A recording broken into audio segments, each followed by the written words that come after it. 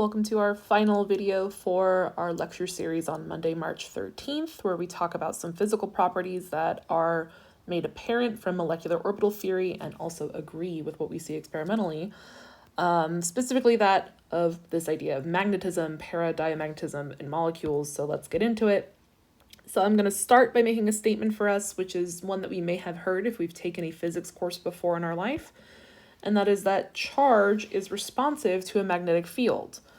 So if you have something that is charged and place it in the presence of a magnet, there is going to be some kind of response to the magnetic field by that charge as a result of them being in proximity to one another. Now, what does this mean for us with molecules? Like, why do we care about paramagnetism, diamagnetism in molecules?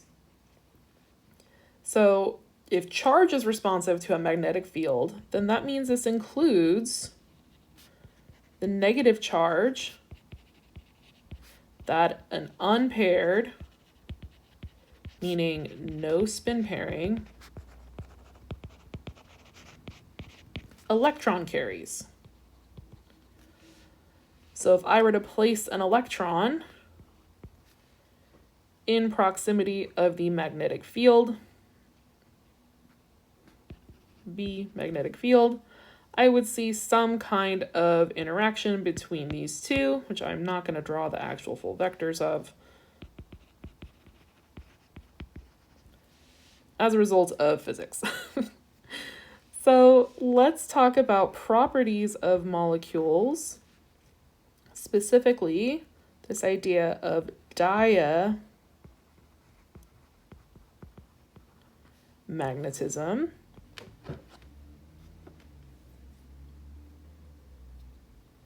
All right.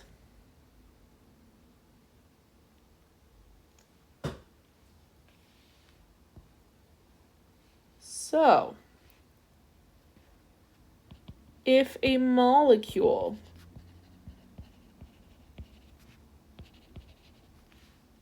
has only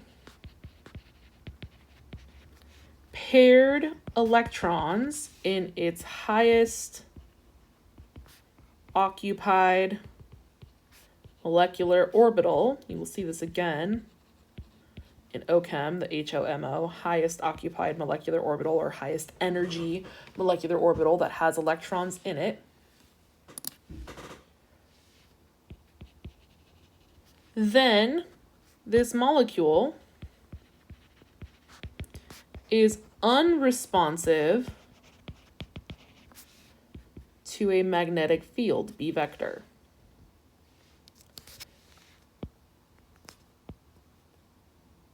So I think of a way to remember this. Paired electrons, they are doubled up, diamagnetism. However,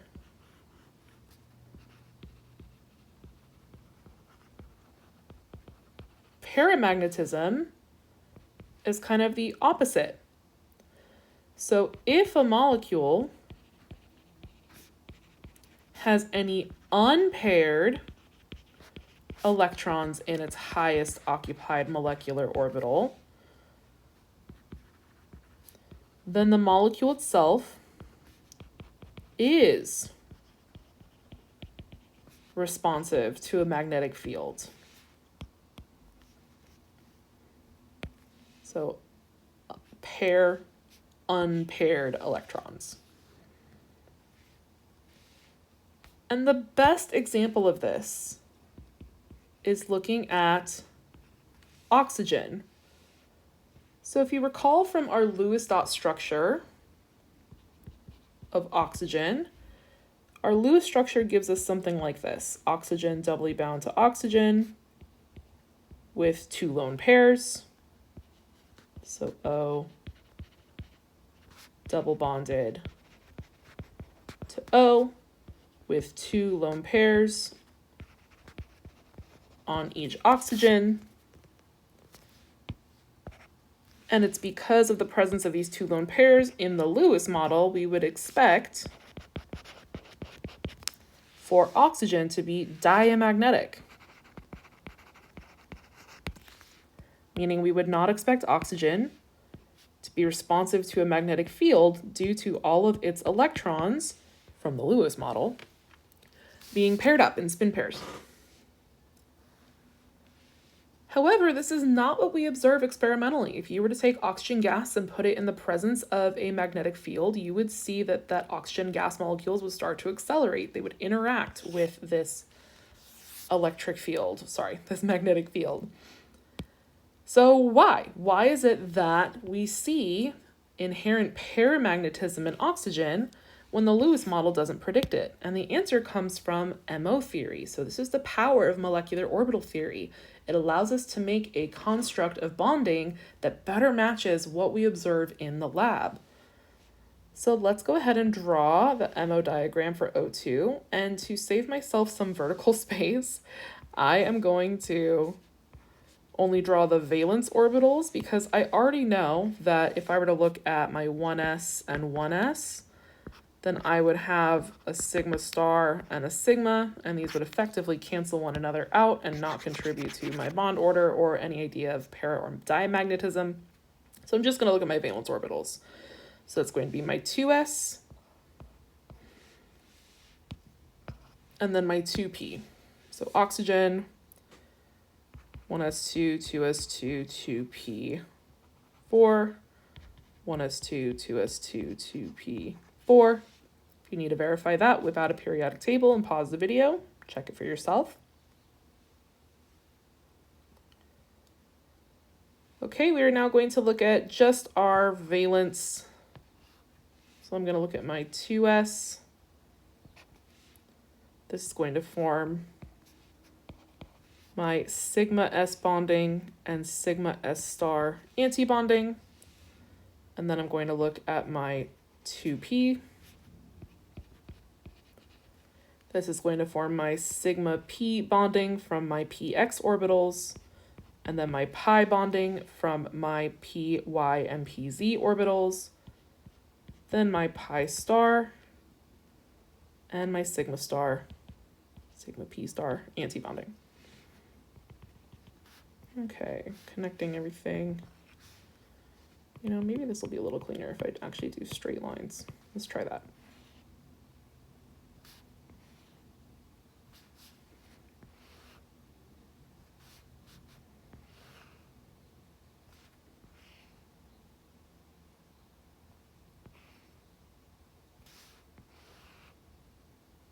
Whoa, what am I doing? I'm getting crazy with the lines. There we go.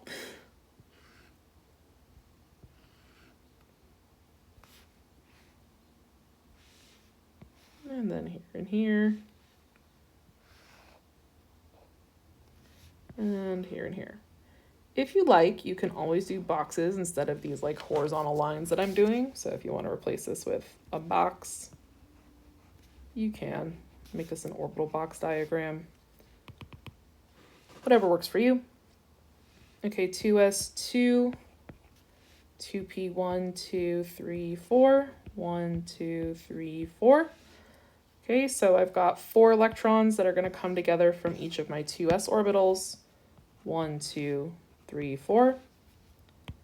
And then I've got 8 electrons coming together from my 2p orbitals. So 1, 2, 3, 4, 5, 6, 7, 8. So let's see what agrees with Lewis. Let's find a bond order. So that is 1/2 times my number of electrons in my bonding molecular orbitals. That's 2 in the sigma s,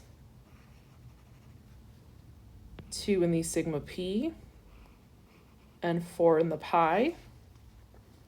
So in total, that is 2, 4, 6, 8 electrons that are in bonding molecular orbitals. And then for my electrons in my anti-bonding molecular orbitals, that is 2, 3, 4.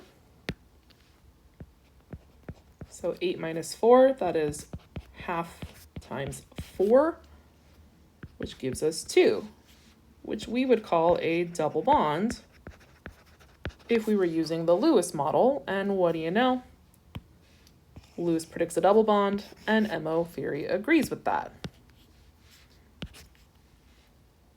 All right, what about para versus diamagnetism? So we know experimentally So experimental observations show that O2 is paramagnetic.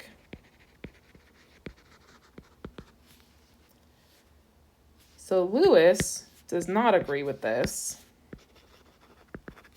However, let's see if MO theory does. So let's identify our highest occupied molecular orbital. So that is our highest energy molecular orbital. Doesn't matter if it's bonding or anti-bonding, it's just the one that is highest energy that is occupied, meaning it contains electrons. So moving way on up, I see up here that I have electrons that are in my highest occupied molecular orbital, which is my pi star molecular orbitals, and each of those electrons are unpaired. So since I have unpaired electrons, then that means that I am paramagnetic, meaning I am responsive to a magnetic field.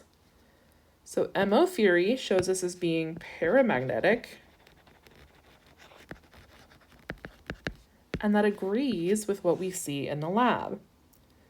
So MO theory is a really powerful tool for predicting the bonding scheme of different molecules. We've so far only looked at some homonuclear diatomics. We'll continue to look at some homonuclear diatomics on Wednesday, but this model does not go away.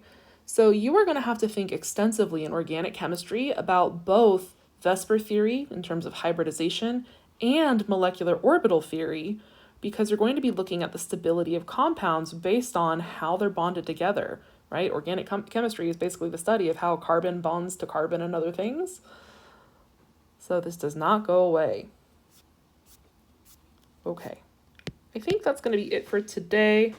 We're going to do SP mixing and some kind of non-standard MO diagrams for homonuclear diatomics coming up and then from there, we are now going to close up this chapter of compounds and molecules. So we started by building the atom, and now we're throwing atoms together to make compounds and molecules. And next up, we're going to be throwing molecules and compounds together in what we call chemical reactions. So chemical reactions are right around the corner. See you all in workshop on Tuesday. Not a workshop, lab. It is a full lab experiment. So see you in lab on Tuesday.